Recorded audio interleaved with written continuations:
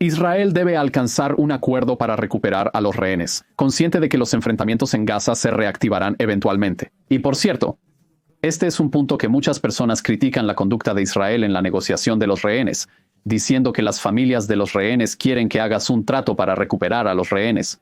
Pero también comprenden que el régimen de terror de Hamás ya no puede ser su vecino, y deberán afrontarlo eventualmente. Eso no es del todo cierto.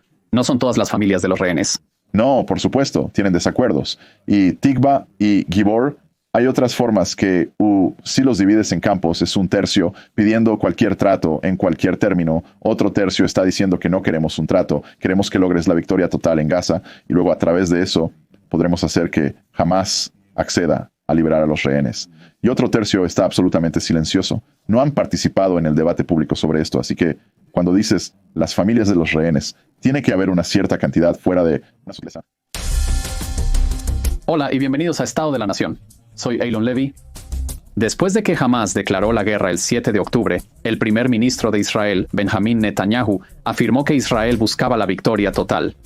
No aceptaremos menos, le dijo a Estados Unidos, al Congreso. No gestionando este conflicto, no intentando desear que desaparezca ganando este conflicto.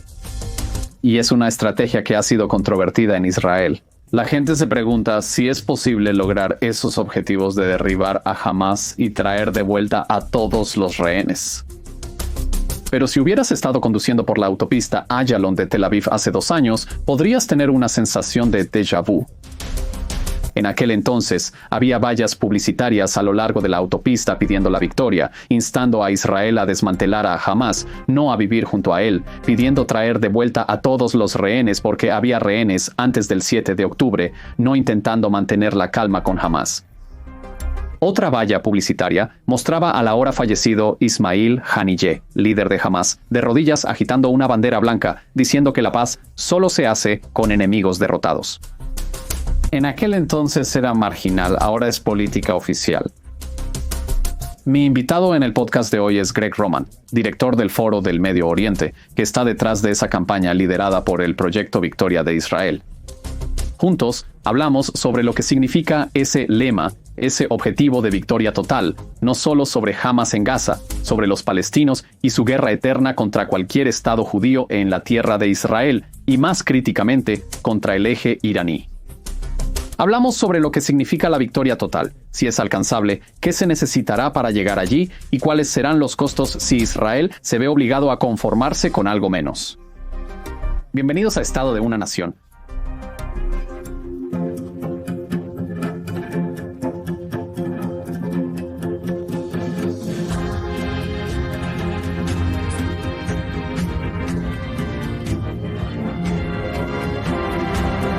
Bienvenido a Estado de una Nación, Greg Roman. Gracias, Elon. Greg, ¿dónde vives actualmente? Vivo en Filadelfia, en los Estados Unidos. El hito principal en Filadelfia es la Campana de la Libertad. ¿Sabes cuál es el hito principal en Teherán? Creo que es la tumba de Qasem Soleimani, es uno de los lugares mencionados. También hay un reloj de cuenta regresiva. ¿Has oído hablar de él? Sí. Un reloj de cuenta regresiva que cuenta hasta el año 2040, cuando el líder supremo de Irán predice que Israel encontrará su prematuro fin. Y esa es una fecha a la que los iraníes están contando regresivamente. Tengo otro día en mi mente, el año 2048, cuando Israel celebrará su centenario. Ahora, tú como parte del Foro del Medio Oriente y el Proyecto Victoria de Israel, has estado argumentando que si vamos a mirar tan lejos hacia un Israel seguro y protegido, tenemos que dejar de pensar en cómo gestionamos el conflicto, cómo lo manejamos a nivel táctico. Pero pensar en grande, en términos de victoria. Israel necesita ganar los conflictos que se libran contra él. Quiero hablarles sobre el significado de eso en esta conversación. ¿Qué significa para Israel ganar la guerra en Gaza?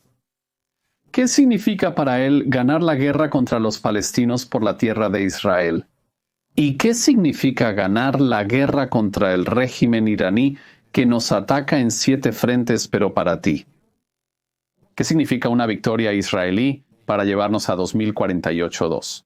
2048 será el año en que Israel tenga relaciones comerciales con todos sus vecinos. Es el año en que los palestinos comienzan a ser palestinos y a tener su identidad basada en ser quienes son, en lugar de estar en contra de Israel, quiero decir, en contra de los judíos. Es el año en que Israel puede tener no solo paz regional, sino un equilibrio regional de poder que es respetado no solo por todos en el Medio Oriente, sino por todos en el resto del mundo. En otras palabras, la victoria israelí significa paz, pero paz a través de la fuerza. Correcto. Paz a través de que Israel sea una potencia militar, política, diplomática y cultural en el Medio Oriente que ha obligado a sus enemigos a aceptar su existencia permanente. La definición de victoria es imponer tu voluntad al enemigo y hasta que los políticos israelíes comprendan, y aún no creo que lo entiendan totalmente, incluso 10, 11 meses después del 7 de octubre, que hasta que impongas todos tus objetivos, tienes una estrategia, que no es dejar de luchar hasta que el enemigo se haya rendido. Y la victoria no es cuando declaras que has ganado, es cuando el enemigo ha reconocido que ha perdido. Israel no podrá reclamar una victoria total hasta que lleguemos a ese punto, no solo con los palestinos, sino también con Hezbollah, Siria e Irán. Este es el punto que has intentado hacer a través del proyecto de victoria de Israel, hablando internacional y nacionalmente en Israel para crear un cambio de percepciones. Dime qué ha estado haciendo este proyecto. Daniel Pipes, autor de un libro reciente sobre la victoria de Israel y fundador del proyecto de victoria de Israel en el Foro de Oriente Medio, nos hizo establecer 2 objetivos durante los últimos 8 años. No es algo que surgió el 7 de octubre. Uno era convencer a los responsables de la política israelí de que es posible derrotar el rechazo palestino, la idea de o resistencia contra Israel siendo su Estado, al que vive al lado. En segundo lugar, no solo se debía convencer a los políticos, sino también al público israelí. El proyecto ha tenido un enfoque bidireccional durante cada elección israelí, con campañas educativas lideradas por nosotros, ya sea con vallas publicitarias en las calles o colocando un pollo gigante fuera del Knesset diciendo que está bien no ser un cobarde. Ahora es el momento de la victoria. Y desde el enfoque, de arriba hacia abajo, teniendo un caucus del Knesset, que año tras año, en cada Knesset subsiguiente, desde 2016, ha sido el primero o segundo cuerpo multipartidista más grande en el Knesset, pidiendo el reconocimiento de que Israel debe ganar su guerra contra los palestinos antes de que pueda haber realmente una transferencia a la verdadera paz en el Medio Oriente. Y esto es esencialmente un llamado a un cambio de paradigma, alejándose de decir que la paz es algo que se logra a través del compromiso, a través de concesiones, para decir que la paz es el orden que se crea al final de un conflicto en el que un lado ha ganado y el otro ha perdido. El proyecto Victoria de Israel no nació el 7 de octubre, pero lo que nació el 7 de octubre es este lema, Victoria Total. Y aquí tenemos una de las gorras de béisbol. El primer ministro Netanyahu fue fotografiado sosteniendo esto junto con el presidente Trump. Tomé una foto de esto en el ala del avión Zion también. Y aquí tenemos al primer ministro Netanyahu hablando en su histórico cuarto discurso ante el Congreso, explicando a la legislatura estadounidense lo que significa la victoria total en Gaza. Vamos a ver. Mis queridos amigos, la guerra en Gaza podría terminar mañana si Hamás se rinde, desarma y devuelve todos los rehenes. Pero si no lo hacen, Israel luchará hasta que destruyamos las capacidades militares de Hamás y su gobierno en Gaza y traigamos a todos nuestros rehenes a casa. Eso es lo que significa la victoria total. No nos conformaremos con menos. El primer ministro Benjamin Netanyahu diciendo que Israel no se conformará con nada menos que una victoria total, que él define como el desmantelamiento de las capacidades gubernamentales y militares de Hamás, la devolución de todos los rehenes y asegurándose de que Gaza ya no pueda representar una amenaza para Israel. ¿Es la victoria total? En Gaza es posible. Creo que sí. Y creo que si miras la historia de cómo se ha gobernado Gaza, no solo durante los últimos 18 años, desde que Hamás realmente comenzó a desempeñar un papel principal en Hamás y en el gobierno palestino allí. Y durante un tiempo hubo un gobierno de unidad entre Ismail Haniyeh y Mahmoud Abbas después de las elecciones legislativas palestinas en 2005.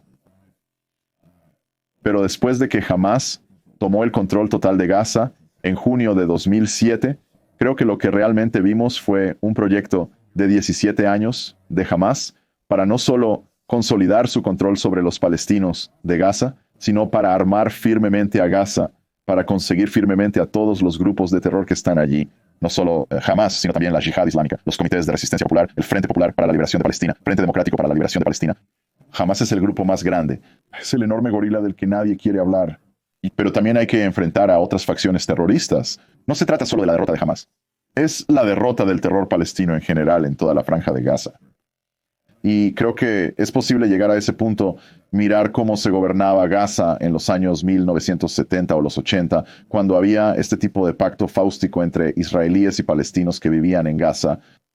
Había un gobierno palestino, descentralizado, local, que se basaba en un modelo de alcalde y consejo municipal, que en realidad se convirtió en los bloques de construcción de los comités conjuntos formados bajo los acuerdos de Oslo en 1993 y 1994 bajo el acuerdo de Gaza-Hebrón.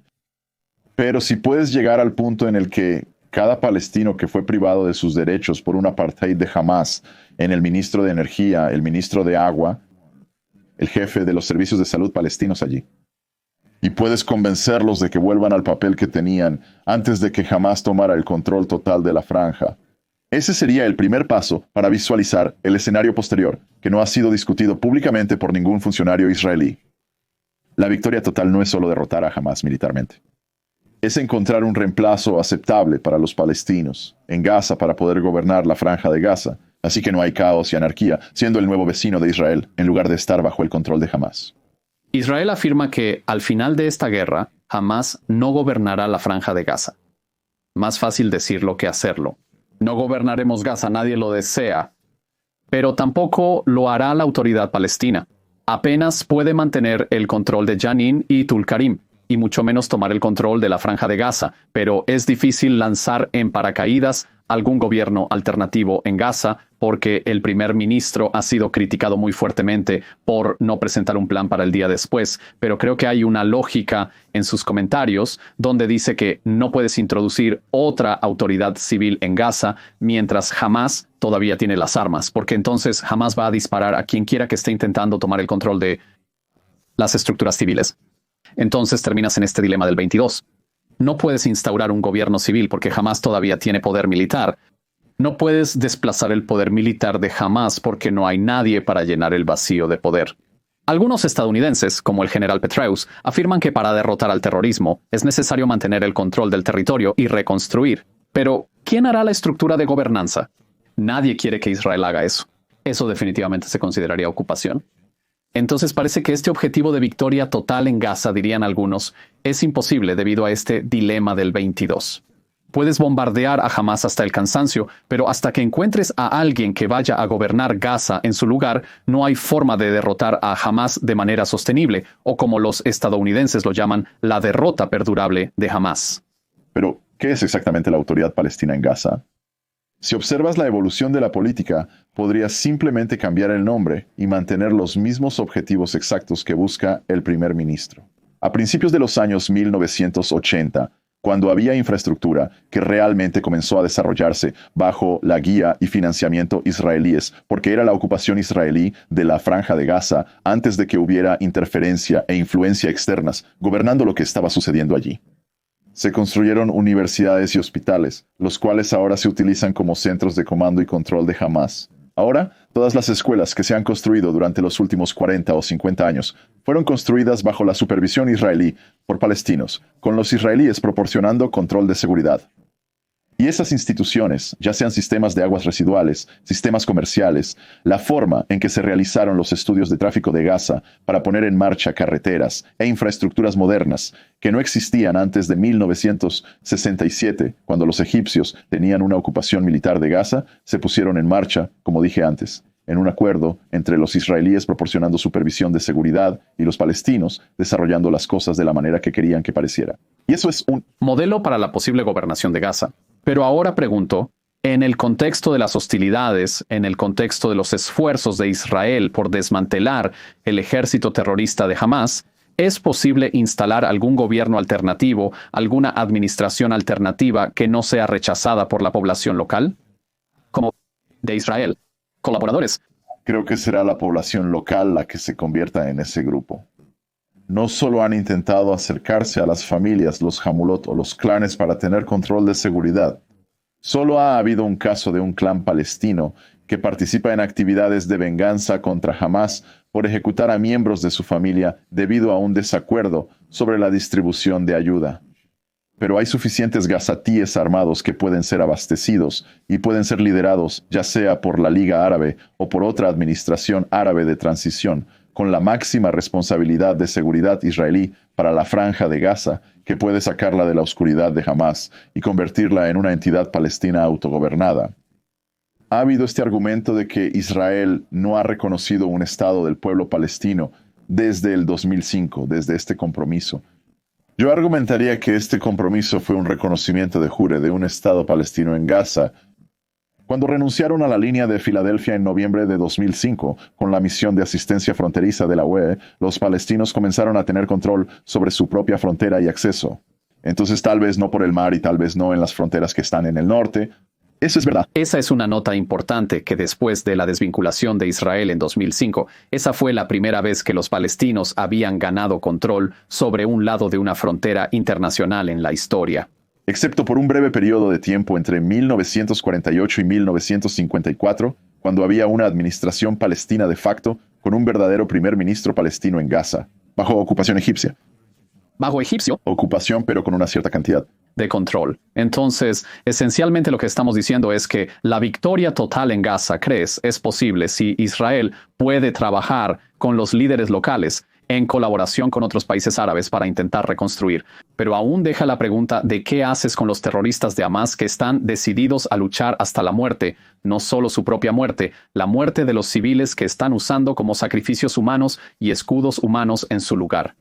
Es como jugar al whack-a-mole. Eliminas a un terrorista de Hamás, tal vez recluten a dos.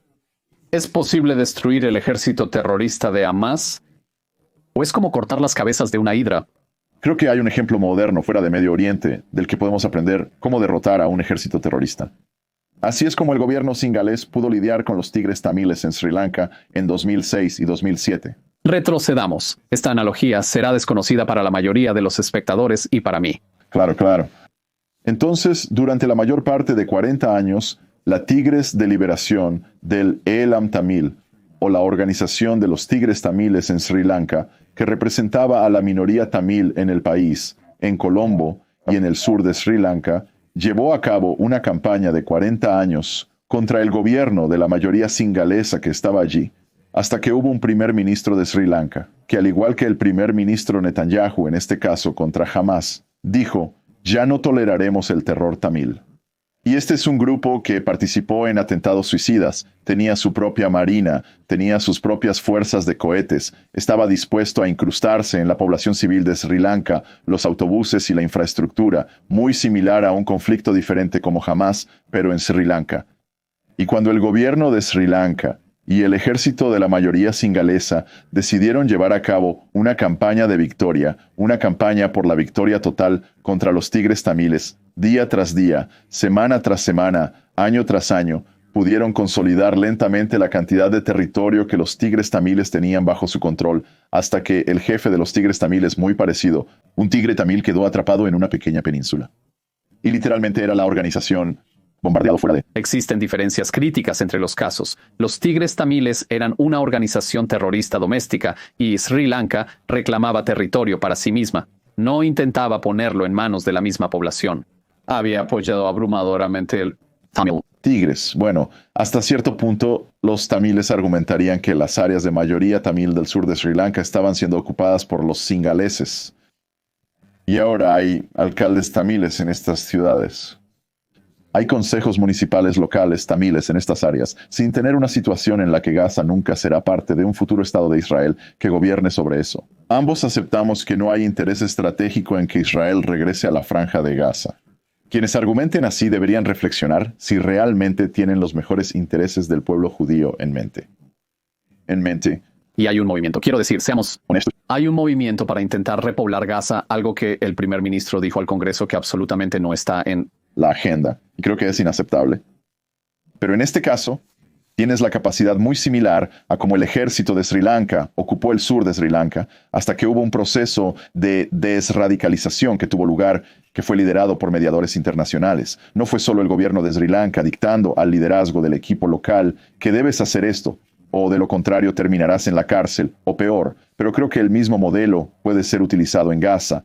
Eliminas la capacidad de Hamás para hacer la guerra contra Israel. Eso no significa que vas a eliminar todos los cohetes. No significa que vas a eliminar cada dispositivo destructivo que tengan o cada AK-47 que puedan usar en un ataque.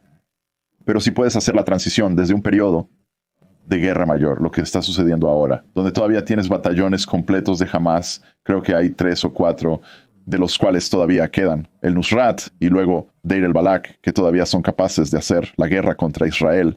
Y llevar eso a pequeñas células, pequeña guerra regular, pasando a un conflicto de baja intensidad, Israel puede tomar lo que se llama el enfoque de los 5 pueblos, muy parecido a la forma en que pudo aplacar a Hamás. Y no quiero decir pacificar porque no pudo llegar a ese punto, pero pudo hacer retroceder a Hamás unos 5 o 6 años en su capacidad de lucha.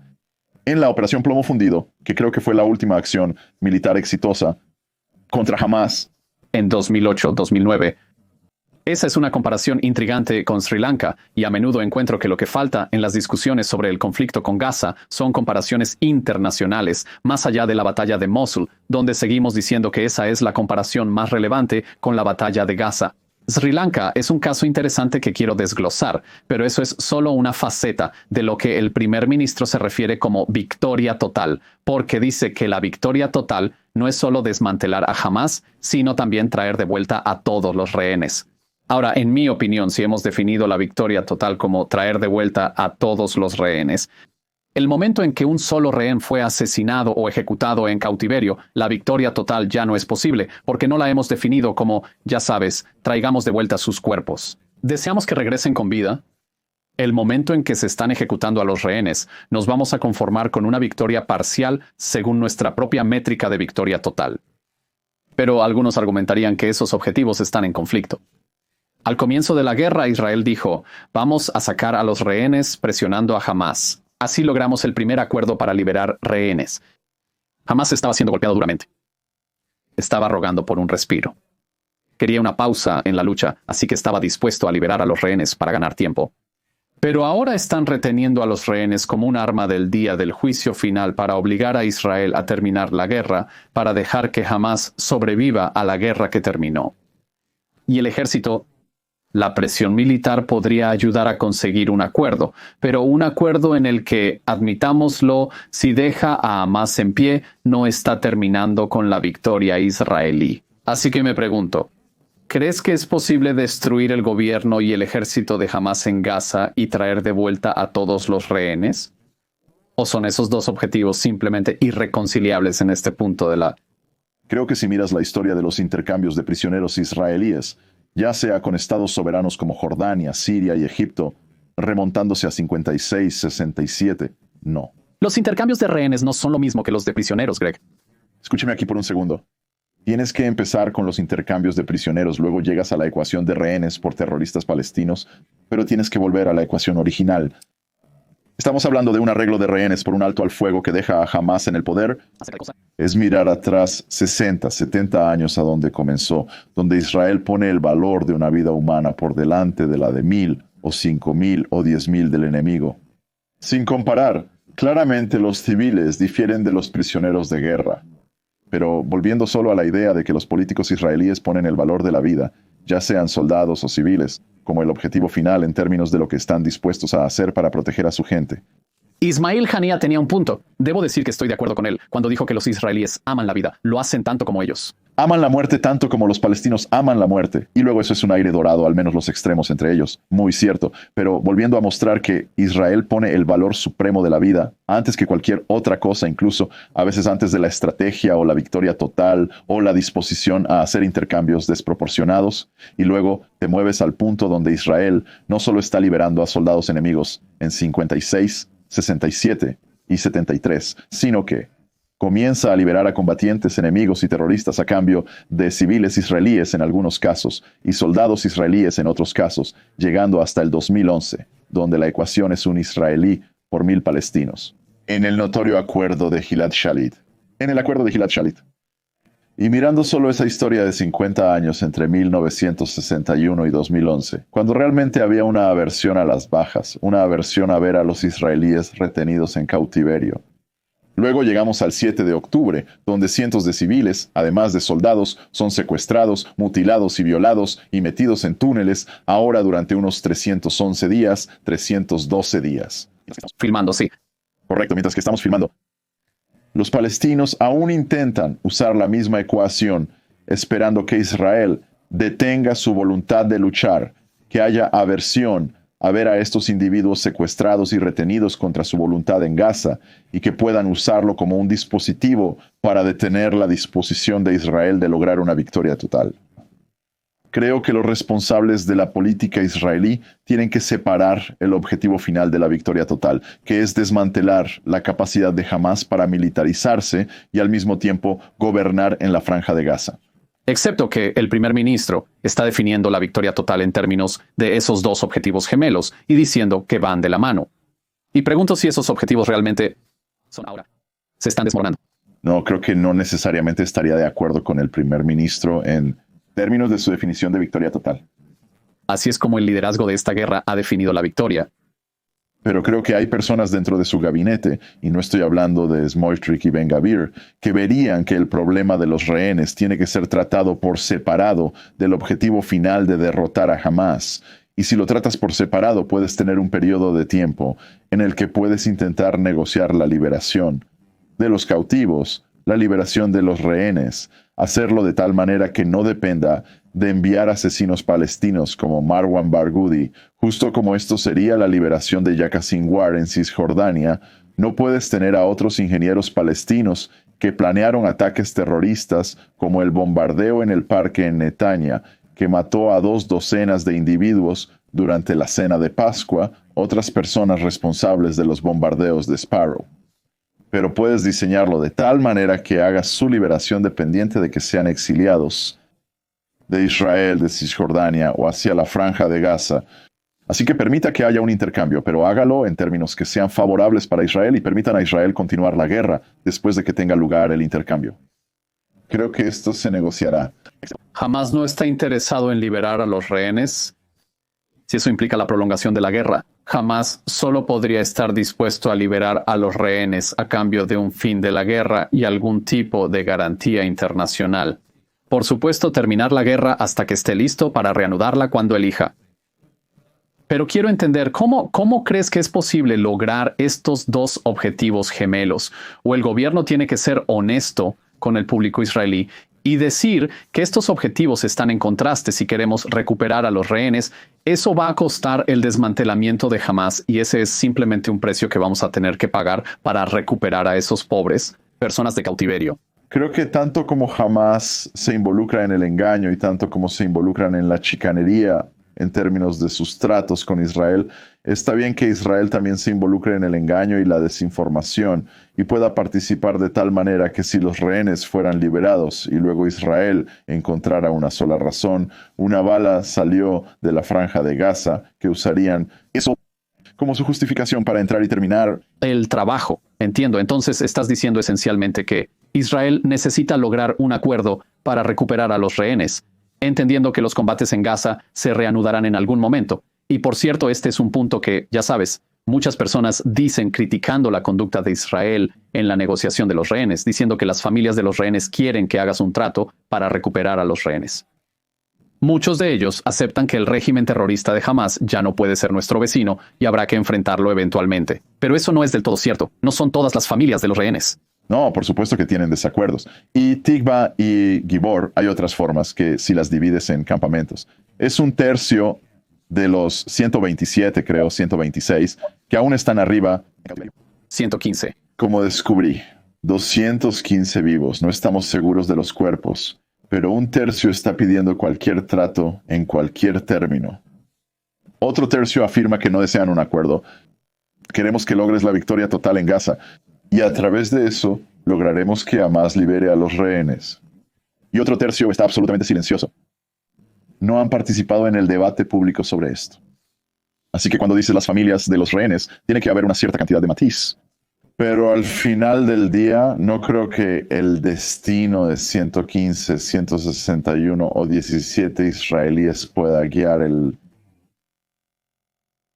proceso de toma de decisiones del gabinete israelí para poder poner fin permanentemente a la amenaza que representa Hamás, no solo desde Gaza, sino también desde Cisjordania, desde Líbano y desde cualquier otra área del mundo en la que estén presentes. ¿Tienen que poner el objetivo de derrotar a Hamás? Adelante. Meta de liberar a los rehenes. No creo que haya ningún escenario en el que Israel pueda decir, mira, sabemos que los rehenes están siendo desnutridos, torturados, violados y ejecutados. Pero eso es un costo que tendremos que pagar, un sacrificio que haremos. Que hagan lo que quieran con esos niños porque tenemos un gran objetivo militar. Creo que tenemos un imperativo moral para sacar a los rehenes. Y luego, de una forma u otra, si toma 1 año o 5, derribar el régimen de terror de Hamás, porque necesitamos llevar a esos rehenes de vuelta a sus hogares y que puedan dormir seguros en sus camas, sabiendo que Hamás no los secuestrará de nuevo. Pero quiero llevarte de vuelta a los primeros días de la guerra porque sucedió algo extraordinario. Siempre que hay un conflicto, inmediatamente hay presión internacional para desescalar, alcanzar un alto al fuego, moderación. Algo diferente sucedió el 7 de octubre, que es que algunos países, no el mundo, ni siquiera el mundo libre, no debemos exagerar el apoyo que teníamos en todo el mundo. Ciertos países libres querían que Israel ganara esto. Guerra. Nunca habían dicho eso antes. Aquí está el primer ministro Rishi Sunak de los Reinos Unidos hablando junto a Benjamin Netanyahu. Solo días después de la masacre del 7 de octubre. Describes esto como la hora más oscura de Israel. Bueno, entonces me toca decir, estoy orgulloso de estar aquí contigo en la hora más oscura de Israel. Estaremos contigo en solidaridad. Nos mantendremos con tu gente y nosotros también queremos que tú ganes. Eso fue extraordinario. El primer ministro del Reino Unido diciendo que querían que Israel ganara esta guerra. Y luego hubo un periodo en el que nuestros aliados encontraron formas de expresarlo de manera diferente. Así que dirían que quieren que Israel gane sin decir que quieren que Israel gane. Estoy pensando en la resolución del Parlamento Europeo y una declaración de los líderes de Canadá, Australia y Nueva Zelanda diciendo que quieren un alto al fuego, pero debe darse por hecho que los rehenes son devueltos y jamás es removido del poder, esencialmente diciendo que quieren que Israel gane. En fin, han llegado a insistir, escucha, solo concluye la guerra ya y libera a los rehenes. Pero Hamás todavía va a gobernar la franja de Gaza. El régimen terrorista de Hamás será tu vecino, aunque promete hacerlo. 7 de octubre, una y otra vez, aunque afirma no arrepentirse de esa fecha. Y me pregunto, ¿por qué crees que al inicio de la guerra ciertos aliados democráticos se dieron cuenta de que era de su interés que Israel ganara esta guerra? ¿Y por qué crees que olvidaron eso, perdieron de vista eso, o se intimidaron por eso, o cambiaron de opinión y pasaron de decir que queremos que Israel gane a decir esencialmente que queremos que Israel pierda? Porque si Israel se ve obligado a dejar en pie al régimen terrorista de Hamás, ha perdido. ¿Cómo ocurrió ese cambio? Creo que es muy similar a otros conflictos en los que Israel ha participado en los últimos 20 años. Hay un reloj de parada que comienza en el momento en que la tragedia golpea a Israel, ya sea por más de 1,000 individuos masacrados por Hamás en una descarada invasión transfronteriza, o ya sea por una docena de personas asesinadas en un atentado suicida en un autobús. Y el liderazgo internacional tiene este tipo de brecha de credibilidad donde le dan una cierta cantidad de crédito suave a Israel a nivel internacional para poder proporcionar un contrapeso a cualquier disidencia interna que pueda estar ocurriendo contra Israel cuando eso comienza.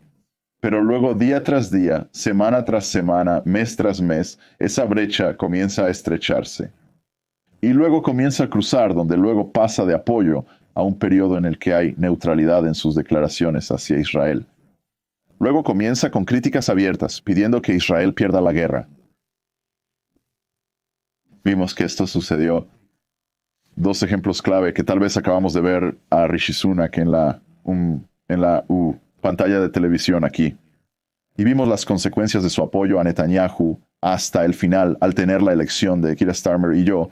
Yo no creo que el laborismo ganó la elección de los comunes puramente porque Rishi Sunak estaba apoyando a Netanyahu y luego Sunak sí se pronunció contra Israel más tarde después de que dio esa declaración en las secuelas del lanzamiento de la guerra. Pero ves que esto se convirtió en un problema donde hubo tal shock por las acciones de Hamás y luego el horror de las naciones democráticas de cómo una democracia compañera podría sufrir algo así. Pero esa brecha de credibilidad que se le dio a Israel. Israel no supo cómo usar ese crédito y la cantidad de tiempo que tuvo que terminar la guerra, ¿qué debería haber hecho yo? Revisar y volver a la forma en que se llevó a cabo la guerra. Volver al 8 de octubre, cuando la respuesta comenzó a tener lugar. Había un reloj, y no se sabe cuánto tiempo los líderes israelíes pensaron que iban a disfrutar de este crédito internacional, pero la lección que Israel debería haber aprendido es intentar moverse más rápido. Debería haberlo hecho cuando movilizó a 540,000 reservistas, que fue el despliegue más grande del ejército israelí desde la guerra de Yom Kippur, o la mayor convocatoria de reservas desde la guerra de Yom Kippur. Utilizó todo el poder del ejército para invadir Gaza, para sacar a Rafa, para llegar a todos los principales centros de la ciudad, en lugar de hacer este ataque de tenaza que hizo alrededor de Beit Hanun y la ciudad de Gaza. ¿Por qué hay un reloj? ¿Por qué hay una cuenta regresiva? ¿Por qué Israel no puede ganar guerras? Porque Israel y el pueblo judío a lo largo de los últimos 2000 años siempre han sido tratados como el otro, como algo diferente. Existe un doble estándar más alto que se aplica al Estado-nación del pueblo judío y al pueblo judío en general a lo largo de la historia. Y yo Pienso que es... ¿Pero por qué? ¿Crees que las dinámicas geopolíticas alrededor de Israel y la forma en que el mundo trata a Israel mientras está involucrado en conflictos realmente tiene que ver con 2000 años de patrones de trato diferente hacia los judíos? ¿Qué tiene de especial la situación geopolítica de Israel? Eso significa, no se le permite ganar. Creo que hay un alineamiento de fuerzas contra Israel, algo único para cualquier otra democracia en el mundo. Tienes, en primer lugar, el problema palestino, en el que tienes a la mitad del pueblo palestino siendo ardientes nacionalistas palestinos, donde su nacionalismo puede ser equiparado con la destrucción del nacionalismo judío. Entonces tienes el nacionalismo palestino contra el sionismo, y solo una ideología en su mente puede ganar. El otro elemento de la resistencia palestina y del rechazo a la idea de vivir lado a lado con el Estado judío se basa en un concepto llamado, que significa que tienen este vínculo con la tierra, donde sus maestros les dicen que esta es tierra palestina, nunca puede ser tierra judía, que es tierra islámica. Es tierra islámica, pero específicamente la combinación de que hay una encarnación nacional palestina.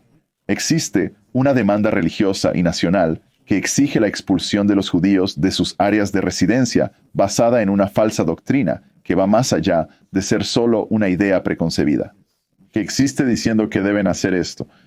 Es generación tras generación de profesores palestinos, desde el presidente de la autoridad palestina.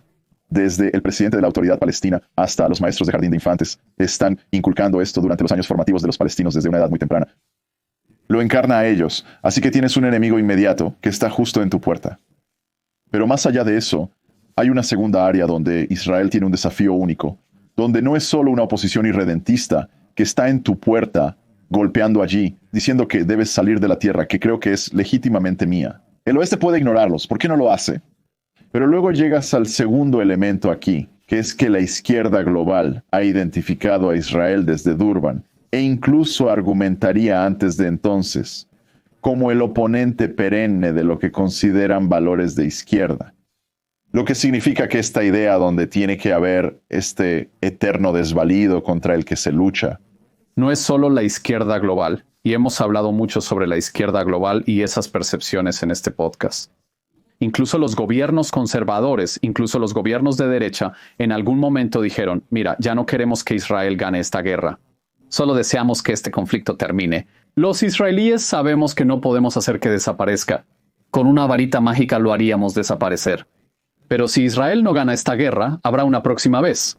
Será peor y será peor, porque jamás pensará que el mundo lo salvará de las guerras que inició. Y me pregunto por qué ese mensaje no resuena fuerte y claro en las capitales globales, que a menos que Israel gane esta guerra, hablamos de relojes, estás iniciando la cuenta regresiva para la próxima vez. Y será peor por eso. En las democracias existe una aversión a las bajas, ya sean propias o ajenas. Cuando se da esta combinación es a esto a lo que me refería al hablar de la izquierda. No se trata de la izquierda en el gobierno, se trata de la izquierda en las instituciones que influyen en la política interna de un Estado, independientemente de si hay un gobierno conservador en el poder o si hay un gobierno de izquierdas o liberal en el poder. Puedes observar a las ONGs que representan los intereses de todos estos diversos gobiernos que las financian, Puedes mirar a los medios de comunicación, que están influenciados en gran medida por individuos de izquierdas. Puedes observar la cultura y el establecimiento artístico en estos sitios. Cuando tienes a los palestinos convirtiéndose en la tarjeta de llamada unificadora global para que haya oposición a Israel en cualquiera de estos países, ya sea liderado por un gobierno conservador o por un gobierno liberal, comienza a convertirse en una responsabilidad doméstica para los gobiernos que apoyaban a Israel al principio, pero ahora están empezando a criticar a Israel a medida que el conflicto se prolonga. Y no quieren tener que lidiar con esto. Y ellos sí tienen un punto, porque personas inocentes están sufriendo como consecuencia de esta guerra que inició Hamás. Y sería mucho mejor si esta guerra simplemente desapareciera y esperáramos una forma de contener a Hamás, a pesar de que promete hacer lo del 7 de octubre una y otra vez. Sí, victoria total. Oh, pero ¿a qué precio? Y esa es una pregunta que se hace frecuentemente a los líderes y portavoces israelíes. ¿Victoria total a qué costo? ¿Cuántas personas inocentes más deben sufrir? Respóndeme esa pregunta. ¿Victoria total? ¿En Gaza? ¿A qué costo? Diría que al costo de tener a Hamás, como dijo el primer ministro en el segmento anterior, siendo desmantelado militarmente. Eso no es el costo, ese es el objetivo. Y tener una incapacidad para gobernar y cualquier costo que se necesite para llegar allí. Por muchos palestinos que mueran como resultado de este conflicto, por mucho que sienta por ellos, la responsabilidad de aquellos que están con Israel y de los políticos israelíes es proteger a los israelíes. No es para proteger a los palestinos excepto dentro de las leyes de guerra. Y creo que es un punto importante que Israel puede decir: no queremos este sufrimiento. Esto es horrible. Estamos luchando dentro de las reglas de la guerra. No es el caso de que la victoria a toda costa. Todo es posible porque entonces la gente viene a ti desde el otro lado y dicen, bueno, ¿y si usar violencia contra los civiles te ayuda a Kids a alcanzar un objetivo? No, vamos a luchar esto dentro de las reglas de la guerra. Jamás siempre puede rendirse. Pero es Hamás quien determinará el costo, que será el costo de la victoria de Israel, no Israel, porque la alternativa a que Israel gane esta guerra en Gaza es dejar a Hamás no solo libre, sino envalentonado para tramar la próxima masacre del 7 de octubre, pensando que tiene el apoyo del mundo detrás de él. Y quiero preguntarte, hubo un momento cerca del comienzo, en medio de la guerra, cuando el primer ministro Netanyahu dijo que estábamos a un paso de la victoria. Y eso se ha convertido en objeto de mucho ridículo y burla, creo, en Israel, porque es el paso que nunca llegó. La victoria total no ha llegado. Me pregunto cuándo hizo este punto, cuando teníamos estos sombreros de victoria total por todas partes. ¿Crees que estábamos a un paso de la victoria total y algo salió mal? ¿O fue solo eso? Incorrecto.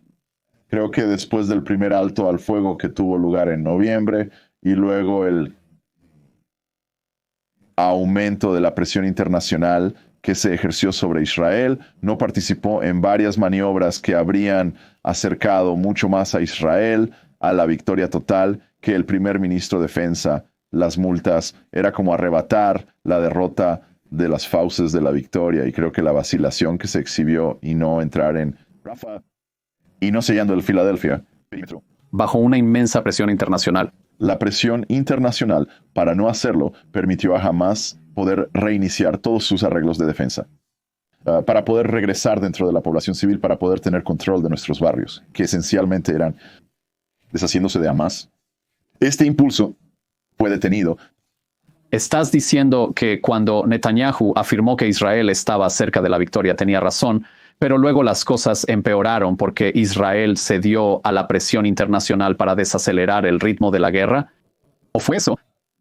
Absurdo cuando lo dijo. Creo que había un doble discurso del primer ministro, cuando por un lado tenía razón. Israel estaba a un paso de la victoria, pero la victoria que podría haberse obtenido al tener el gabinete de seguridad, luego el gabinete de guerra, que era el gobierno de unidad, tomó la decisión de alejarse de eso, por lo que fue el gabinete de guerra quien había llevado a cabo una serie de maniobras políticas para poder llegar allí, y creo que lo sabrías porque fuiste parte al menos del aparato de mensajería para esto.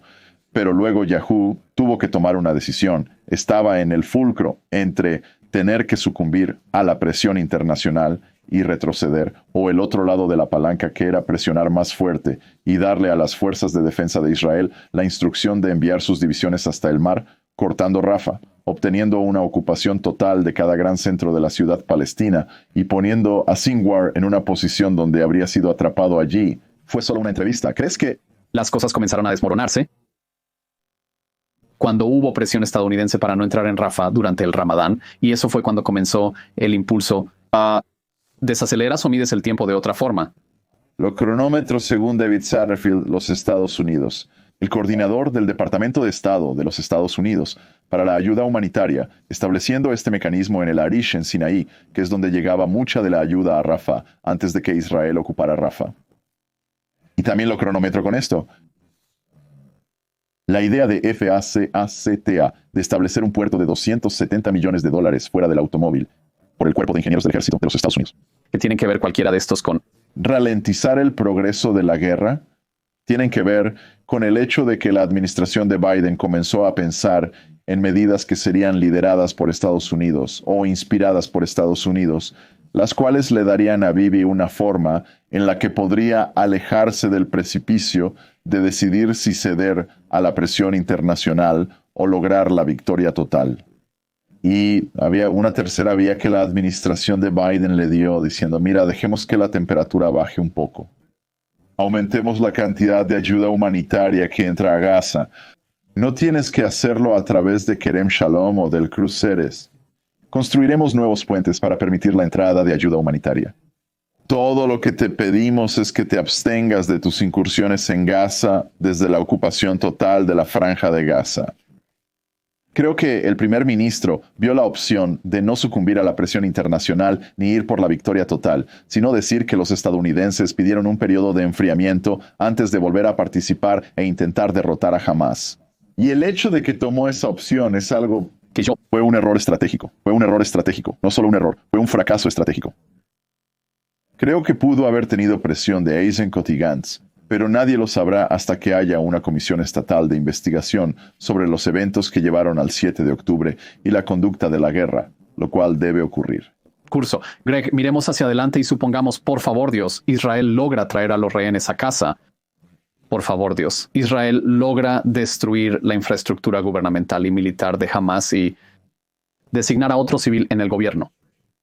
Aún no llegamos, ya que el primer ministro ha definido la victoria total como destruir a Hamás, traer de vuelta a los rehenes, asegurarse de que Gaza nunca pueda representar una amenaza. Y dentro de eso, él dijo, la paz entre Israel y Gaza depende de la visión 3D, destruir a Hamás, desmilitarizar Gaza, desradicalizar la sociedad palestina. Israel reconoce que no será posible erradicar la amenaza desde Gaza, mientras los niños palestinos sean criados en una dieta de yihad e indoctrinación, y se les enseñe que su objetivo en la vida es librar una guerra eterna y lucha violenta contra Israel. Tienes que desradicalizarlos. Algunos dirán, ¿cómo esperas que se desradicalicen si sigues bombardeándolos? Yo diría que si la estrategia de sus líderes los ha llevado a esta situación, les doy más crédito que a los diplomáticos occidentales para decir que esta estrategia de guerra eterna contra Israel los ha llevado al desastre. Necesitamos repensar y cambiar de rumbo. ¿Pero crees que es posible desradicalizar a la sociedad palestina cuando no es Hamás quien los está radicalizando? Son las escuelas las que están financiadas por los Estados Unidos hasta que lanza su financiamiento a UNRWA, la Unión Europea, Noruega. ¿Cómo desradicalizas a la sociedad palestina cuando supuestamente son nuestros aliados los que están radicalizando indirectamente? No creo que vayas a tener Gaza desradicalizada usando un antídoto democrático para el problema radical, para el problema del radicalismo. Creo que lo que necesitas en Gaza es un hombre fuerte palestino, alguien que esté dispuesto a gobernar con mano de hierro para tener un enfriamiento de las relaciones entre Israel y los palestinos. Nunca lo haré. Nunca esperaré que los palestinos amen a Israel, pero esperaré que haya una cierta gama de gobierno en Gaza, muy parecido a Egipto o Jordania, donde hay palestinos que respetan a Israel pero no lo aman. Eso es lo que mi definición de desradicalización es. Cuando se enfocan en ser palestinos, se quejan del vecino de enfrente, pero pueden comerciar con ellos siempre y cuando. ¿Pero qué hacen? ¿Qué hacemos con las escuelas onerosas? ¿Qué hacemos con el hecho de que todo el sistema educativo en Gaza está orientado a glorificar la yihad y la lucha violenta contra Israel? No es solo eso. La semana pasada publicamos un estudio en el Foro del Medio Oriente, donde observamos que la UNRWA, que debe ser neutral según su mandato, en más de 270 ocasiones hizo declaraciones tempranas posicionándose únicamente del lado de Hamas, ni siquiera del lado palestino. Actuaban como contrapeso para Hamas. Así que eso es todo. No solo están lavando su información, es un Hamas. Eso está en el secretario, es un frente de Hamas.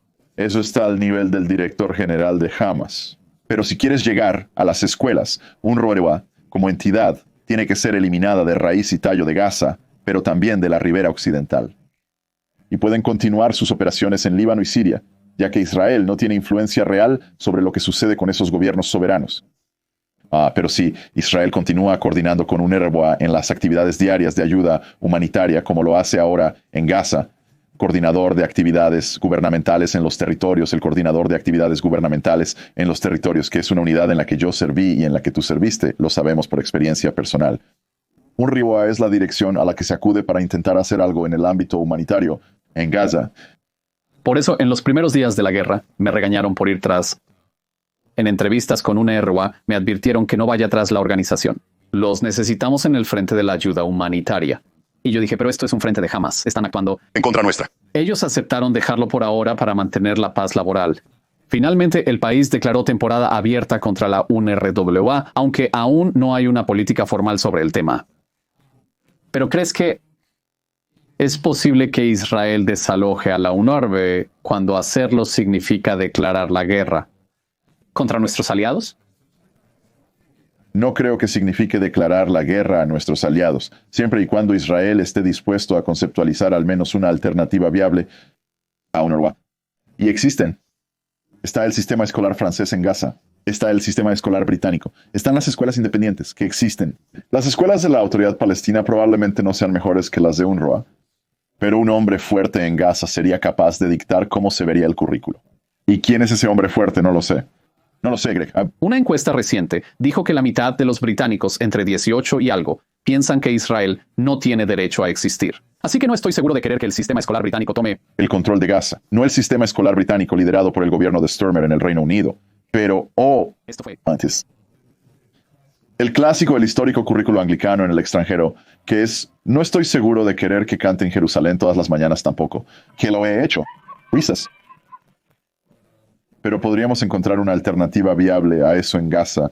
Solo creo que los israelíes tienen que ser creativos y creo que tienen que mantenerse firmes y poner un línea en la arena a sus aliados diciendo no aceptaremos que UNRWA opere aquí más. Necesitas encontrar una alternativa. Tomemos un respiro del conflicto en Gaza por un momento. Hemos discutido el significado de la victoria total. ¿Piensas que Israel necesita un acuerdo para sacar a los rehenes que le permita reanudar la campaña para desalojar a Hamas? ¿Que es posible hacer eso y traer alguna otra administración civil local? Que a largo plazo podemos desradicalizar Gaza siendo duros con los socios que la financian y representando una alternativa. Gaza es solo una pequeña parte del conflicto más amplio con los palestinos y es un conflicto para todos de la tierra de Israel, nos guste o no. Cuando los palestinos están cantando desde el río hasta el mar, tienes que tomarlos en serio cuando dicen que este conflicto es sobre toda la tierra y no solo sobre la ribera occidental y que han estado luchando esencialmente una guerra eterna durante 100 años contra cualquier soberanía judía aquí en absoluto. Ahora hay una percepción internacionalmente de que las guerras terminan cuando ambos lados están hartos del conflicto y que Israel y los palestinos necesitan unirse y darse cuenta de que tienen más que perder al continuar el conflicto que al hacer concesiones y compromisos dolorosos y, por lo tanto, deberían firmar un acuerdo en el que Israel tendrá que hacer compromisos dolorosos. Los palestinos renunciarán a ciertas reclamaciones. Supongamos que son capaces de hacerlo y decir, como dijo el primer ministro Yitzhak Rabin, no más sangre, no más guerra. Tú tienes una perspectiva diferente. Dices que la paz no llega cuando dos lados podrían seguir luchando en una guerra. pero se dan cuenta de que va en contra de sus intereses, sino cuando un lado ha ganado y el otro ha perdido y lo reconoce. Así que me pregunto, explícame a nivel internacional, ¿cuáles son las pruebas de esos dos enfoques? ¿Hay algún conflicto que haya terminado? Porque ambos lados podrían haber continuado la guerra y simplemente decidieron tirar la toalla. Creo que es más cuando un lado decide rendirse, aunque podrían haber continuado la lucha. El ejemplo que miro es Vietnam, el gobierno de los Estados Unidos. Desde el final de la ocupación francesa de Indochina hasta la división de Vietnam del norte y del sur entre Ngo Dinh Diem en el sur y Ho Chi Minh en el norte, tuvimos asesores militares de los Estados Unidos. Desplegados por primera vez por Eisenhower a finales de los 50 y luego bajo Kennedy y el Plan McNamara en los primeros años 60, expandieron la huella de los Estados Unidos, hasta que llegamos a Johnson en la resolución del Golfo de Tonkin, donde teníamos a más de 500,000 de estadounidenses desplegados en Vietnam. Vietnam llevó a la aparición de una contracultura en los Estados Unidos, que se llamó el movimiento antiguerra, lo que realmente era muy parecido al movimiento antiguerra en Israel en este momento, utilizando la guerra de Vietnam como un punto de consternación para ir en contra de toda una élite política, que luego fue una generación removida cuando Nixon dejó el poder, pero los Estados Unidos negociaron los protocolos de París con el gobierno vietnamita para tener una retirada completa de las fuerzas americanas de Vietnam, porque América perdió la voluntad de luchar en la guerra. Estaban hartos de que murieran allí 58,000 americanos, tuvieron cientos de miles de otras bajas. El pueblo americano ya no apoyaba la política del gobierno de participar en la guerra en Vietnam. Y 2 años después, Vietnam del Sur cayó ante Vietnam del Norte. Ahora, 40 años después, los Estados Unidos, Vietnam y China mantienen excelentes relaciones comerciales y son buenos aliados frente a la agresión china. De la frontera norte de Vietnam, si quieres ver un ejemplo más extremo de hacerlo a través de la fuerza militar, tienes que mirar el final de la Segunda Guerra Mundial, donde tuviste la rendición incondicional de los japoneses y por los alemanes. Pero creo que nadie en el contexto israelí-palestino está pidiendo que se lance una bomba nuclear en Ramallah. No, Dios no lo quiera, aunque incondicionalmente. La rendición sería, pero la rendición incondicional en el contexto palestino-israelí. ¿Qué significaría eso? Significaría que el pueblo palestino, no los gobiernos palestinos, ya sea el gobierno de Hamas o la autoridad palestina, se dan cuenta de que están mejor apoyando un liderazgo palestino que tiene una paz fría con Israel, en lugar de uno que es cinético y uno que lidera la misma autoridad palestina que los gobierna ahora, al menos en Cisjordania, por liderar un asalto internacional contra la legitimidad de Israel y por todo el mundo, en capitales de todo el mundo, e intenta inculcar este sentido de caos en los campus universitarios estadounidenses, o ya sea en las capitales europeas. Y el pueblo palestino estaría mejor en la rúbrica, el paradigma de centrarse en ser ellos mismos y construir sus propias instituciones, en lugar de destruir las instituciones israelíes. Así que ayúdame a entender lo que imaginas que será la victoria en el conflicto con los palestinos. Estamos hablando de demostrarles la permanencia de Israel de tal manera que haya un líder dispuesto a pedir la paz y un Estado palestino que viva junto a Israel y renuncie a las reclamaciones territoriales sobre él. ¿Esta visión de la victoria israelí en el conflicto con los palestinos significa que no habrá Estado palestino? En ese caso, ¿qué se hace con los 2,5 millones de personas que no quieren vivir bajo el gobierno israelí? Creo que, volviendo a lo anterior en la conversación, que Israel tenía un reconocimiento de facto de un Estado palestino en Gaza cuando los soldados y civiles israelíes abandonaron ese lugar en agosto y noviembre de 2005. Y la política para el gobierno de Sharon y el gobierno de Olmert, si hubiera estado en su lugar hace 20 años, habría sido reconocer no el Estado de Palestina, sino el Estado de Gaza y permitirles... No puedes reconocer un Estado que no se ha declarado a sí mismo. Siempre hay novedades en el ámbito internacional. Entonces, tal vez estoy reinventando algo aquí que no existe en el derecho internacional, pero para tratarlos como un Estado, para tratarlos a todos los efectos intensivos. De reconocer el control militar de sus fronteras, gobernar, tener sus propias instituciones, tomar sus decisiones políticas y sus consecuencias. De las decisiones que los palestinos y Gaza han tomado, ya sea bajo la autoridad palestina durante 2 años, desde 2005 hasta 2007, o Hamas desde 2007 en adelante tendría las consecuencias de que Israel pudiera tratarlos como un Estado como tal. Pero ¿qué implica esto para los palestinos? En Judea. Estoy llegando a Samaria, donde se encuentran los palestinos en la ribera occidental. Creo que Israel eventualmente tendrá que reconocer un Estado palestino en Gaza, o un Estado de Gaza que consiste en palestinos. En lo que respecta a la ribera occidental, creo que si los principales centros urbanos palestinos, ya sea Pojara y Jenin en el norte, hasta Hebrón y Jericó en el sur, con Ramallah y Abu Dis y Calquilia y las otras entidades en el medio, son capaces de renunciar al terrorismo, lo que significa que ya no piensan que es un camino viable para ellos obtener la independencia matando a judíos, o predicando el asesinato de judíos, o en foros internacionales tratando de que Israel sea declarado como un Estado non grato.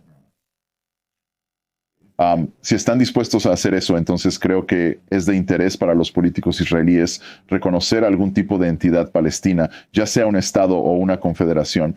Depende de los israelíes decidir cómo la definirán. Pero tienen que entender que la zanahoria al final del camino para rechazar el rechazo es que ellos puedan gobernarse a sí mismos. Bueno, ¿por qué no simplemente, ya sabes, dar por terminado y optar por un acuerdo de paz ahora, antes? Israel tiene ganado. Permitir a los palestinos pedir un rango de paz, porque no creo que sean capaces de gobernarse a sí mismos en este momento. Quiero decir, nadie está hablando sobre el polvorín que es Cisjordania. Tienes al ejército israelí ahora usando ataques aéreos con F-16, usando drones, participando en el mismo tipo de guerra que está ocurriendo en las caspas de la ciudad de Gaza y de Khan Yunus, que está ocurriendo en Janin Tolkarum para Calkili y otras ciudades. Lo cual sería una noticia mucho más grande si no hubiera una guerra en curso en Gaza y, de hecho, en todo. La situación en Cisjordania se está intensificando en este momento. No hay ninguna posibilidad de que alguna administración en Ramallah vaya a decir vamos a dejarlo. Hemos terminado.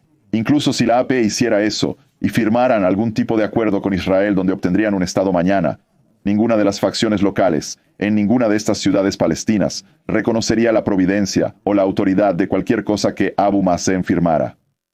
El mismo tipo de tratamiento, el mismo tipo de trato que ha recibido el Hamas palestino en Gaza tiene que ser el mismo tipo de mensaje que Israel transmitirá a Cisjordania, porque ahí es donde se llevará a cabo el próximo frente real, al menos a nivel nacional, después de que Gaza sea hecho. Entiendo que estás diciendo que la razón por la que no puedes tener un acuerdo de paz israelí-palestino ahora y necesita venir después de una victoria israelí en este conflicto es que simplemente no es posible, porque la victoria israelí es el reconocimiento de los palestinos de la permanencia de Israel y no es posible tener un acuerdo de paz ahora porque los palestinos no renunciarán a sus reclamaciones.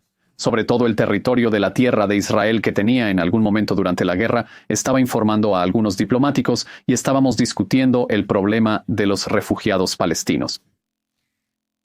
Y un diplomático, no diré de qué país, parecía muy insistente en que los palestinos están renunciando a esta carta del derecho de retorno como una carta de negociación para tener influencia en las negociaciones de estatus final. Y cuando Israel acepte la creación de un Estado palestino, lo cambiarán por influencia para obtener un Estado palestino y renunciarán a eso. Y yo decía, no entienden que literalmente lo dicen en serio cuando dicen que tienen derecho a establecerse en territorio israelí. Esta no es una carta de negociación que estás financiando, por cierto, y alimentando su guerra eterna. En verdad lo dicen muy en serio. Y me sorprendió que no solo los palestinos están librando una guerra eterna contra la existencia de Israel en cualquier frontera, sino que también tienen su propia visión de victoria total que es la creación de un Estado étnico árabe islámico sobre el territorio de todo el Estado de Israel, más Cisjordania y Gaza, mientras que los diplomáticos occidentales aún creen, culpándolos de una manera muy condescendiente, que no lo dicen en serio y que quieren buscar la paz con Israel. Cuando hablan y golpean el pecho sobre Palestina desde el río hasta el mar, no lo dicen en serio. Y entonces me pregunto, ¿por qué crees porque también tienes conversaciones con diplomáticos occidentales que no entienden que los palestinos también están buscando su propia victoria total y que las acciones de los estados occidentales les llevan a pensar que el tiempo está de su lado y por lo tanto no solo alimentando, sino también prolongando esta guerra eterna.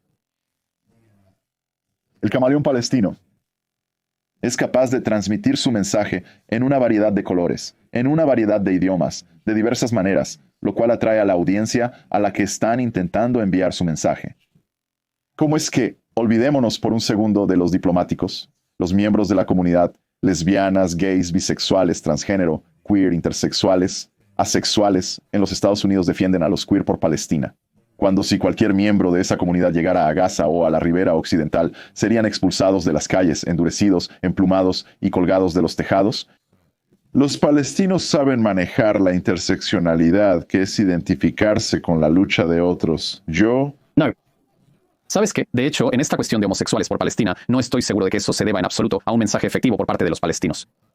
Creo que si estuvieran tratando de ganar el voto gay, por así decirlo, anunciarían que el próximo año están organizando un desfile del orgullo en Ramallah bajo el lema Amor libre, Palestina libre. Pero no lo harán. Eso significa que en realidad este mensaje no viene de ellos. De hecho, lo resienten la asociación entre la bandera del orgullo. Pero está llegando a través de la red que han construido durante los últimos 100 años, remontándose a 1919, 1920 de sus interlocutores en el oeste, porque todo lo que ocurre entre la defensa de la causa palestina en el oeste nace originalmente en Ramallah. Surge de individuos que se identifican como palestinos, que tienen cierta adherencia a la ideología de Hamas, la ideología de Fatah, la ideología del Frente Popular para la Liberación de Palestina, y esos mismos individuos que hacen la guerra cinética, contra Israel en Cisjordania y Gaza, tienen sus aliados y son parte de una vasta red de mensajería que tiene continuidad cuando cruza fuera de Cisjordania y Gaza y hacia el oeste. Han sido muy buenos en Hamas, Barra. Vuelvo a la pregunta. ¿Por qué el oeste no se da cuenta de que los palestinos están persiguiendo una forma de victoria total propia en una guerra eterna y que sus acciones están alimentando este conflicto? En lugar de ayudarnos a resolverlo, aquí es donde quería llegar sobre el camaleón palestino. Saben cómo enmarcar su mensaje para la escucha selectiva de los diplomáticos occidentales. Occidente quiere escuchar un marco cuando se trata de su diálogo con los palestinos que están sufriendo, que están siendo maltratados por el ocupante israelí, que son el desvalido en esta lucha. Y cuando Occidente escucha eso, escuchan su lenguaje de derechos humanos, que es justicia social, que es el lenguaje de intentar deshacerse del yugo de la opresión, que es intentar encontrar una forma de encontrar equidad en las relaciones internacionales. Entonces, cuando tienes el mensaje palestino que se encuentra con lo que Occidente quiere poder escuchar, y pueden encontrar contigüidad entre lo que quiere Occidente y lo que dicen los palestinos, no les importa la narrativa asociada con cualquier otra cosa, porque sí, reconocerán que hay grupos palestinos violentos, pero son la minoría. Realmente es el verdadero sufrimiento de los millones de palestinos al que tiene que apelar Occidente. Y no pueden encontrar una manera para bifurcar cuál es este supuesto sufrimiento palestino y al mismo tiempo el hecho de que el sufrimiento está ocurriendo debido al liderazgo palestino. Y hasta que reconozcan eso, no creo que tengamos ninguna esperanza de lograr algún tipo de solución al conflicto, mientras el oeste esté aceptando esto. Palestino. Doble. Entonces, ¿cómo afectamos este cambio desde una situación en la que Occidente está alimentando la guerra eterna de los palestinos al no entender que quieren una victoria total sobre Israel, a pesar de que es literalmente lo que están diciendo, a tener el apoyo occidental para una victoria total israelí, lo que significa forzar a los palestinos a aceptar la permanencia de Israel? ¿Cómo hacemos ese cambio? Creo que el mensaje israelí se ha centrado principalmente no en los palestinos, sino en Occidente sobre los palestinos. Y creo que tiene que haber más operaciones de tipo influencia que se llevan a cabo donde Israel habla directamente a los palestinos en árabe, tiene oficiales de coordinación de distrito local que, solo como anécdota, y creo que podrías relacionarte con esto, siempre que cualquier palestino en cualquier ciudad que tenga una cierta cantidad nominal de autonomía del ejército israelí busca algún tipo de servicio del gobierno israelí, se les pide que se acerquen a Israel en una de las 8 oficinas de distrito y coordinación que están adyacentes a cada gran centro de ciudad palestina. ¿Necesitas un permiso para viajar a un hospital en Israel, salir del país cruzando el puente Allenby o abrir una nueva fábrica? Lo que sea que requieras. Como palestino, debes ir y visitar al palestino. Y la única vez que los israelíes interactúan con los palestinos en sus propias ciudades es durante una operación militar, buscando a un terrorista, buscando materiales ilegales para fabricar bombas, intentando perseguir a alguien que estuvo involucrado en un accidente automovilístico violento.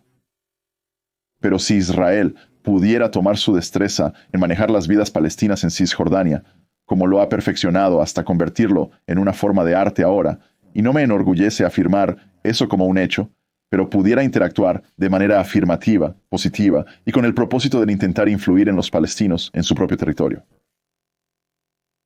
Visitando ciudades, teniendo más proyectos en línea con el intento de darles un incentivo para cooperar con Israel y diciendo, si no cooperas con nosotros, esto tendrá consecuencias negativas. Esa fue la concepción que nos llevó al 7 de octubre, la creencia de que si creas más. Proyectos comerciales en Gaza. Dales algo que perder. No me refiero a proyectos comerciales. Y Israel no lo hizo. Lo que hicieron fue tener una relación transaccional con Hamás diciendo, te dejaremos en paz y te permitiremos manejar tus propios asuntos si nos das paz y tranquilidad y no lanzas cohetes. Estoy hablando de un nivel mucho más alto de reconocimiento civil por parte de Israel, donde fragmentan a la población palestina en 2 grupos. Aquellos que están dispuestos a informar sobre palestinos que planean violencia, los mashtabim, aquellos individuos que están dispuestos a actuar como colaboradores para incentivar eso.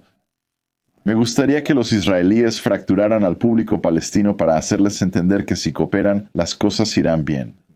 Si no cooperas, tu ciudad podría terminar pareciéndose a Gaza si lanzas acciones violentas contra nosotros desde donde vienes. Y sé que es una barra bastante alta en términos de lo que estoy pidiendo ahora, pero al mismo tiempo, los palestinos no parecen darse cuenta de que hay una consecuencia por matar a los judíos. Y no se trata solo de demoliciones de viviendas. Hay consecuencias. Los palestinos reciben estipendios de su autoridad de forma útil, financiado por los contribuyentes europeos. Consecuencias muy positivas. Eso tiene que revertirse, e Israel no dedica suficiente tiempo a hablar con los palestinos sobre cuáles podrían ser las graves consecuencias que podrían afectarlos si continúan con su comportamiento irredentista hacia Israel. Israel tiene que avivar las llamas en Cisjordania y hacerlo a su propio ritmo y agenda, en lugar de esperar a que venga un ataque desde Cisjordania y responder a él. Avivar las llamas es literalmente jugar con fuego, pero hemos hablado sobre qué La victoria significaría en Gaza. Tu visión de lo que significaría la victoria en el conflicto palestino en general. Y has dicho varias cosas contra las que querría oponerme, pero quiero continuar la conversación. Y sé que definitivamente provocará algunas reacciones y pensamientos agudos de nuestros oyentes. Y eso es bueno porque queremos estos podcasts y conversaciones para fomentar el diálogo y la reflexión. Pero echemos un vistazo al panorama general, porque los conflictos con Gaza y con los palestinos y la ribera occidental son solo 2 de los 7 frentes en los que Israel está siendo atacado por el régimen iraní y sus ejércitos proxy. Decimos 7 frentes, 8 incluyendo ataques a judíos en la diáspora, 9 incluyendo el frente que Irán está tratando de abrir a través de Jordania, 10 si incluyes a los talibanes, 11 si incluyes la alianza con Pakistán. Se hace cada vez más grande, pero digamos 7. Estamos bajo ataque del régimen iraní y sus ejércitos proxy en 7 frentes. No solo queremos establecer disuasión contra sus ejércitos proxy, contra este anillo de fuego y decir, no te atrevas a atacarnos. Tenemos que empezar a revertir el proyecto imperial iraní. ¿Cómo se ve la victoria total en el contexto de la guerra regional de Irán contra Israel en 7 frentes? Tienes que mirar dónde. Tenemos que ver dónde estábamos antes de que Irán llegara a este punto hoy, tal vez retrocediendo a 2003 o 2004, cuando decidieron detener su programa nuclear después de que el presidente Bush ordenó la invasión estadounidense de Irak en marzo de 2003. Irán eligió una estrategia diferente de intentar causar problemas a Occidente en Oriente Medio. La estrategia no solo estaba dirigida a Israel, sino a cualquier influencia occidental que estuviera ocurriendo en el Medio Oriente y después a cualquier influencia suní que estuviera ocurriendo en el Medio Oriente. Irán construyó una red de proxies que había comenzado con el proyecto de Hezbollah a principios de los años 80, un crecimiento del movimiento Amal en términos de lidiar con la invasión de Israel al Líbano en 1982, pero luego comenzaron a expandirse a las milicias iraquíes en los años 90, a principios de los 2000, en los primeros años del nuevo milenio. Y para hacer una larga historia corta, Israel ahora se rodea a sí mismo. rodeado por un anillo de fuego por esto. Pero sí, lo que Israel no hizo como resultado de este enfoque iraní del anillo de fuego fue construir su propio anillo de fuego alrededor de Irán, donde hay tantas minorías que tienen un problema con Irán o con sus proxies, que Israel tiene la capacidad de alinearse con. Solo esta semana, los kurdos en el noreste de Siria invadieron a través del río Éufrates para repeler a las milicias iraníes en Siria. Y eso no consigue ningún titular. Pero cuantas más acciones como esa, donde hay esfuerzos para contradecir y contrarrestar directamente la influencia de los representantes de Irán, ese es el primer paso. Reemplaza a los representantes con los tuyos. Paso 2. Por cierto, quiero decir, esto nos lleva de regreso a que la posición estratégica de Israel esencialmente no ha cambiado desde 1948, en el sentido de que todavía estamos rodeados por regímenes violentos que quieren matar a todos los judíos. Pero parte de la estrategia de Israel en los primeros años de independencia fue centrarse en estados como Irán, irónicamente, Turquía, Etiopía, y mirar a los partidos no árabes en la región con los que podría aliarse contra en aquel momento el mundo árabe era la fuente de la hostilidad. Pero quiero volver a esta pregunta, no tácticamente, ¿cómo luchas contra Irán? ¿Cómo se ve la victoria para que no hayamos simplemente alcanzado una estasis y un estancamiento, sino en el que Israel tiene eliminado la amenaza de este representante? Hay dos posibles. Resultados estratégicos de cómo Israel logra vencer al proyecto iraní en Medio Oriente. El primero es detener su expansión conteniendo a Irán. Está expandiéndose y actualmente tiene operaciones en Bahrein. Ha asumido el control del gobierno de Irak. En este momento está presionando en Armenia y en términos de Armenia. Hay una frontera de 46 kilómetros entre Irán y Armenia. Hay 3.000 soldados rusos que están en Armenia en este momento. Irán usa a Armenia como un punto de tránsito para llevar drones iraníes desde Irán a través de Armenia hasta Rusia, donde luego encuentran su camino en la cadena de suministro para golpear a Ucrania. Armenia es muy aliada de Irán y es una historia de la que la gente no está hablando yo. No lo sé. Me declaro ignorante, pero por lo que sea, hay áreas donde Irán está tratando de influir en Georgia. Es otro país. Hay 4 países que Irán tiene visa gratis. Uno en el Cáucaso. No es el Estado, sí, aunque sí, cuentas intentando hackear las cuentas electorales del expresidente Trump. Tal vez el gobernador Kemp tendría algo que decir al respecto. Pero el proyecto de influencia de Irán no es solo en el Medio Oriente.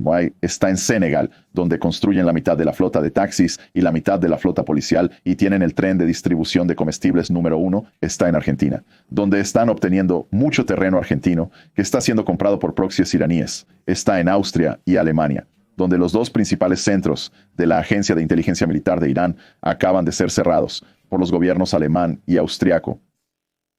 Una victoria contra Irán es detener todos estos centros de operaciones de influencia persa y mulá y básicamente sellando herméticamente cualquier tipo de actividad de influencia que tengan y limitándola solo a Irán mismo. Creo que después de eso podrás manejarlos desde la perspectiva del poder blando. Pero hay un segundo elemento para esto, que no es solo tratar de disuadir a Irán de obtener armas nucleares y de participar cinéticamente a través de sus proxies o directamente a través de su propio proyecto de misiles contra Israel y los aliados de Israel. Es encontrar una forma en la que tomar la gran ira de más del 90% de la población de Irán en algunas encuestas que tienen diferentes resultados, dependiendo de cómo puedas hacer el análisis y convertir esa ira en Irán contra el régimen, contra él. Y creo que el cambio de régimen en Irán no es algo que Israel o los Estados Unidos o cualquier país occidental o enemigo de Irán pueda activar por sí mismo, pero tiene que ser capaz de proporcionar apoyo a la oposición iraní, no solo a aquellos que afirman ser los portadores de la bandera del Shah u otros partidos que abandonaron Irán en 1979, sino a aquellos individuos dentro del país luchando intensamente cada día contra el régimen. No son grupos minoritarios los que están haciendo esto. No se trata de apoyar a los azeríes, los kurdos, los baluchis, los lurs o los árabes iraníes, que ahora se sienten privados de sus derechos porque no había un ministro árabe en el nuevo gobierno del nuevo presidente iraní. Pero se trata de considerar los problemas básicos y esenciales. Es reconocer que no se permiten sindicatos en Irán. Entonces creas comités de trabajadores. Como en 2019, el Comité de Trabajo de Conductores de Autobuses en Mashhad, Irán, detuvo el tránsito y el tráfico iraní durante la mayor parte de 3 meses porque alguien de algún país, que no sabemos, estableció un fondo de huelga en la versión iraní de PayPal y pagó a los conductores de autobuses un salario que obligó a las autoridades locales a cambiar la forma en que se pagaban sus salarios, lo cual es interesante. Está el centro de tránsito en Rasht, que es un importante centro ferroviario entre Irán y Azerbaiyán. Irán tiene que importar algo así como el 90% de sus productos petrolíferos refinados, y aunque tienen una gran cantidad de recursos de hidrocarburos, tienen que importar toda su gasolina y todo lo demás. Si tuvieras un comité de trabajadores de ferrocarriles y trabajadores de carga en Rasht, quienes ya se sienten privados de sus derechos, porque los persas son vistos por los iraníes de la minoría azerí como racistas. Contra los azeríes, hay un conflicto étnico allí, pero olvídate del conflicto étnico por un segundo. Si ves que los trabajadores azeríes y los obreros allí están siendo tratados como ciudadanos iraníes de segunda clase, y aprovechas esa brecha socioeconómica que existe allí, puedes empezar a crear descontento. En 2 Palabras, entonces, es seguro. Régimen. Coerción no cinética. Parece una forma elegante de decir cambio de régimen, sin variación real. ¿Longitud de onda? No la misma longitud de onda, porque no es como si, aunque puedas remover al ayatolá y luego todo va en la dirección de quizás una democracia iliberal, porque Parecería sin lo islámico. República sin el régimen del ayatolá no habría financiamiento para las milicias que han hecho la vida miserable para tantos en el Medio Oriente y que existen para el objetivo de desgaste permanente contra Israel. Cuando algunas personas presencian un cambio de régimen, piensan en Irak y en el proceso de desbasificación que ocurrió allí. Creo que hay cientos de miles de trabajadores del gobierno iraní que no deben su lealtad a los mulás. Creo que el ejército iraní, hasta cierto punto, que es diferente del cuerpo de la Guardia Revolucionaria Islámica y las milicias Basij, es capaz de tener el control férreo sobre las palancas de poder en Irán. Aún deberías poder aparentar ser una fuerza de combate. Dejando de lado los problemas con los ayatolás, Irán aún enfrenta desafíos regionales que requieren mantener un ejército activo. Así que en lugar de centrarse en esta idea de cambio de régimen, creo que hay un cambio en el liderazgo. Cuando hablas del régimen, estás yendo hasta las raíces. Estoy diciendo que tienes que eliminar a los islamistas en Irán y tienes que reemplazarlos con nacionalistas persas. Eso es lo que yo argumentaría, el regreso del príncipe heredero. No creo que exista algún acuerdo de rango en Irán mismo de tener al Shah, Reza Pahlavi o cualquiera de su descendencia volviendo a gobernar el país. Cómo se ve a Irán después de que se vaya el liderazgo será una conversación para los iraníes en Irán. Esto no aplica a los miembros de la oposición en el extranjero que afirman tener algún tipo de provisión sobre cómo será la próxima generación de líderes. Ese es el error que cometió Estados Unidos en Irak, trayendo a Iyad Alawi y Jalabi y estos otros iraquíes que habían estado viviendo en Estados Unidos durante 30 años, pensando que sabían a qué se parecía Irak del 2003 a Irak de 1973. Pero esta no es una tarea que, quiero decir, ya sabes, por poderoso que sea el Mossad, Israel podría posiblemente lograr por sí solo. Y eso significa que el objetivo de la victoria sobre el régimen iraní y sus ejércitos proxy es algo que debe hacerse en tándem con otros socios regionales que también temen y desprecian al régimen iraní.